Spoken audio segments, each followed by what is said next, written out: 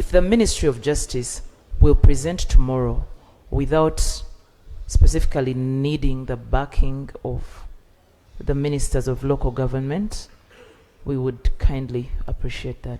Now, Honourable Minister, why I was saying this, this information you brought is from Ministry of Justice, is from Electoral Commission. It is from Ministry of Justice, which supervises Electoral Commission.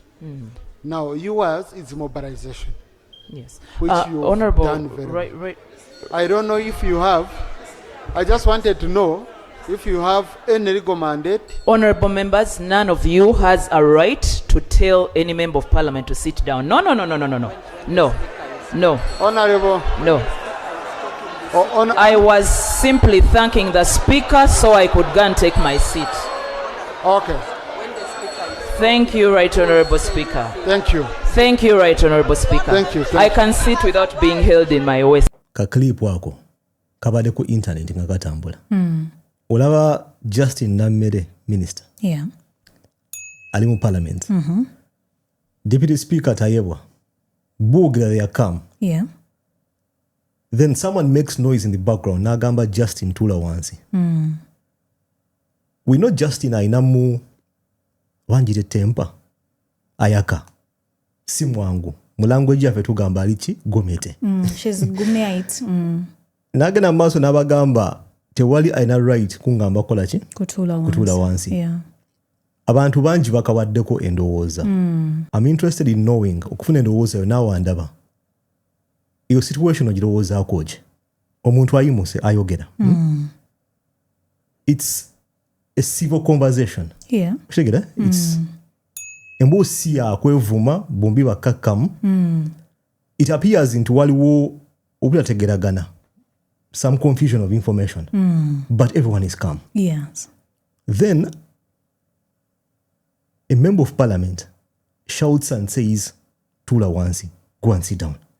You can clearly hear anti mu background, wawo muntu ya mugamba, go and sit down. Abantu banji. Yes. Nanyiga.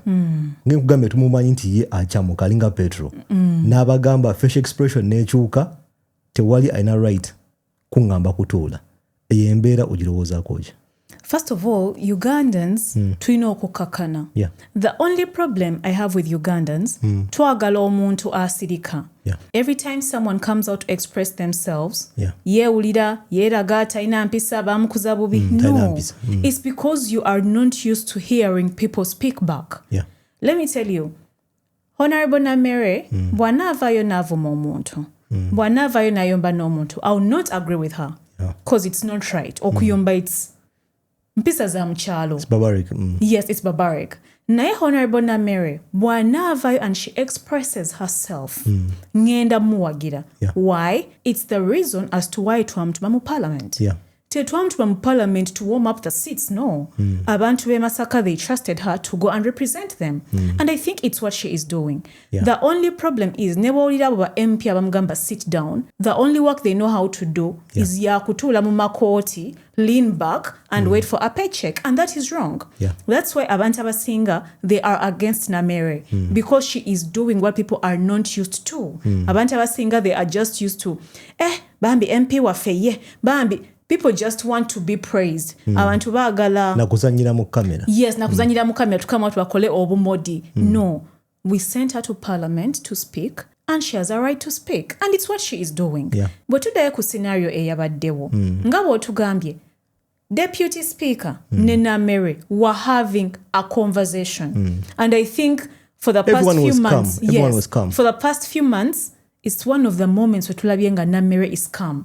Nga yogera bulungi ayisawo points there. But because someone else in the background, atamanyi nti you should allow someone to speak. Atamanyi nti a woman is allowed to speak. Kanagi come take politics. Come take politics. No, because it's what you people are used to. It's what these MPs are used to. Actually, MP eyatandise kyechintu kya sit down. You are the problem. Every Ugandan who has a problem with Namere, you're wrong. Yeah. The person you should have a problem with, your muntu eyatandise sit down. Because njaga wete can be gedebye, you're trying to air out an important issue. But because someone thinks they are more entitled than you, they feel they should make you shut up or sit down. No.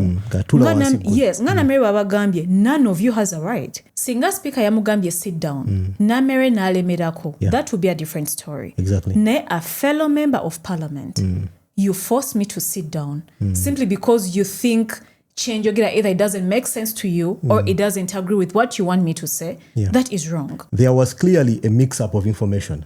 Ngera olaba nti speaker ageza okukola ki correctinga Namere. Yes. We have a challenge mu ggwanga. Communication is a skill and it's two-way.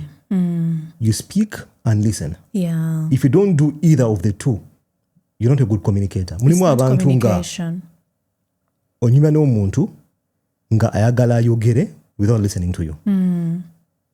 Mwe embeera, we disagree with Namere on so many occasions. We disagree with Namere on so many issues and topics. Omuntu waba ayogera, muleka ayogere. It's so barbaric and uncouth okusalako omuntu nga ayogera. Omuntu ayimuse awa endowooza ye oba ayisawo point. Yes, it could be wrong.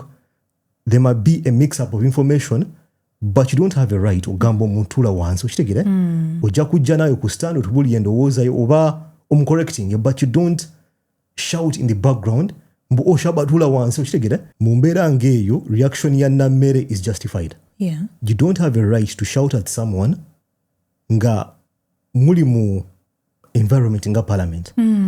Even if it's not parliament, mu situation inayenda ng'omuntu ayimusa okwogera mwe obudde ayogere, we have a problem mu ggwanga.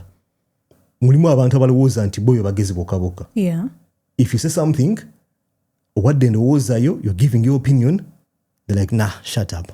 It's a big problem. It's a big problem. Chiva kuchi culture. Nti mu cultures zaffe batukuzanga buli kimu olina kwewombeka. Kanku example, mulaba omupiira. Ronaldo ne Messi nakyogerako sometime back. Cultures of South America n'aba Africa oyinza okugamba tuli tuti we are close n'aba Asia. Osanga nti Messi superstar naye nga tayinza kujja mu kamera kugamba nze asinga. Ne Ronaldo ajja mu kamera n'agamba I'm the best. I'm the best in the world. Aba European balina ekintu ekyo nti bo oba ngambe kwekkirizaamu baba kuzanga balowooza be basinga. That's why it's not a surprise nti bacolonizing ensi yonna yonna. Abantu nga ba British, abantu nga ba Spanish, aba Portuguese cultures.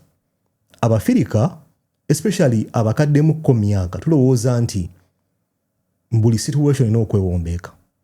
Nti buli mbeera ekutuukako nti omukulu ayogedde kola bwoti. Omutwe oguteeke wansi. No. Obenge endiga. Mulimu ebintu nga it's a stupid thing omuntu kyaba akoze ng'olina omuteeka mu place ye. Namere okugamba nti don't shout at me, you don't have a right to make me sit down. Sigamba nti alina mpisa. Ate takuvumye. Namere avuma, we know. Yes, but for this case, teyabavumye. Namere muyombi avuma, but in this case, I support this. You don't have a right to shout at someone. Yes, there's a mix-up of information, is clear. Speaker agezako mu correcting and she's taking it in. Mukakam. Then you shout. And the speaker is actually calm, trying to pass on the message. Kubanga achitegedde, tannantegeera kyengezaako mugamba. Then someone who is tebaamukuza bulungi, actually omuntu eyakyogedde ye muntu gwe bataakuza bulungi. But what I want to say is this, as a parent, of all the scenarios as a Honorable Namere, this is a scenario I would want my child to look back and be like, njagala kubeera bwent. Because in society, ebiseera ebisinga ogenda kusanga nga abantu bakukakanya.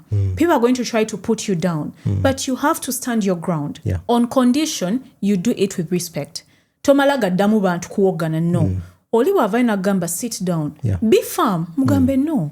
You do not tell me to sit down. The same way Namere did. Njagala tushiddemu. Kubanga many people misunderstood this. Abantu abasinga balese the past of Honorable Namere ne bakiteeka mu situation. But I'm a very objective person. Njagala tunulire this particular moment what happened. Namere teyavumye muntu. Namere teyawoganidde muntu. All she did was to stand her ground respectfully. Namugamba, none of you. I think bonna bakimanyi nti none of us actually can tell her to sit down. It's barbaric. Mbesa za mu nsiko. People should learn nti eno parliament egenda kuba nzibu. cause Namere togenda muteeka mu ndagala togenda kumusaanika Alinga petrol. togenda kumusaanika Namere she is ayomba going to bada. pass her point. Me, I will support her as long as she is respectful, as long as tavuma bantu, as long as tateekawo mbeera yakuvuma bantu binene ebyokuvaayo nayogera oluzungu Yeah. n'abagamba no yes mamito wa papito. yes I'll clap for her because that is how we are supposed to raise our children. Otherwise omwana we agenda tuuka ku ssomero nga bamuteeka wansi w'ekitanda nga they are being bullied Yeah. ng'omwana we tasobola kuba expressing in public, which is wrong. So for parents, do not look at this and be like, Namere yakoze bubi. No. It's a good thing. You would want your child to behave like this every time someone tries to put them down. Omanyi scenario eyo nti you come to a hotel ez'amaanyi mu Kampala n'omuzungu najja ne bafa ku muzungu okusinga okitegeera the stupid mentality okulowooza nti muzungu tulina okukola ki tulina okumufaako Tulina omufaako, we yeah. have that stupidity mu cultures zaffe nti some people are so barbaric, they are so ancient balowooza nti tulina kwogera muyo parliament I'm sure muyo bali Yawoganye tayagala bantu boogere. ng'alowooza nti because Namere is saying something there is a mix up of information mutuuze once. Why? Yes, information eri mixed up but give it time ayige she'll learn from that akomewo akole mistakes endala she'll learn and get better and better. Ng'embagambe we disagree with Namere on so many things. In this case I 1,000% agree with what she did. I know kukola ekyo put people in their place bateeke mu nfo yaabwe balekera okumanyira otherwise bajja kulinnyako. Tweyongereyo Parliament LOP PLU genda golabayo Nkulaba. aba PLU under the orders of their chairman baagala okukyusa the way the LOP is elected mu Parliament. Bill ejja it's on the way. Tulabye Kabanda ng'afujja omuliro. We saw Honorable Dennis ng'ali ready to go and prepare the bill agireete bagiteeseeko which I think will pass. They have the numbers. Yagambye what? Watch.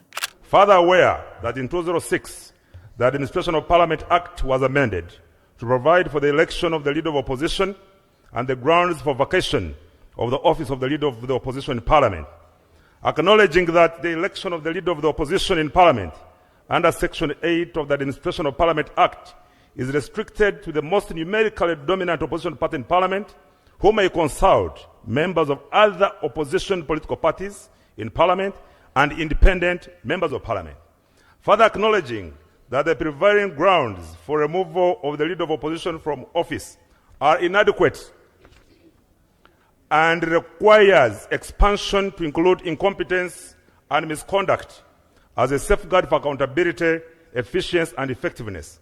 Noting that reforming the manner of election of the Leader of Opposition in Parliament may, by requiring the involvement of all opposition political parties in Parliament, will bolster inter-party cooperation and dialogue, national cohesion, and the growth of political pluralism in fulfillment of the democratic principles enshrined in the national objectives and directive principles of state policy as detailed in the 1995 Constitution of the Republic of Uganda.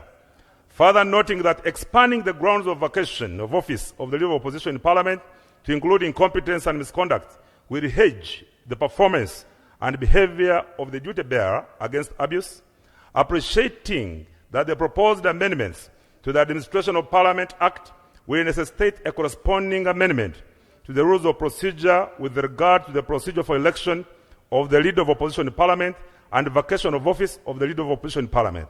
Now, therefore, be it resolved that Parliament grants me leave to introduce a private member's bill entitled the Administration of Parliament Amendment Bill.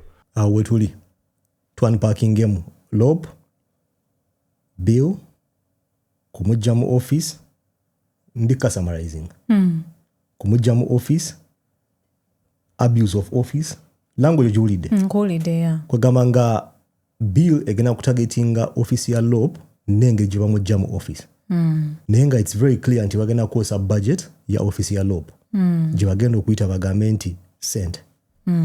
If you look for faults in anything ojja kuzifuna. You find them, yeah. Ng'omulamwa gwo kujja kufuna nsobi ojja kuzifuna. Sure. Will they find the ensobi? Tetumanyi. We don't know. We plenty everything is upright.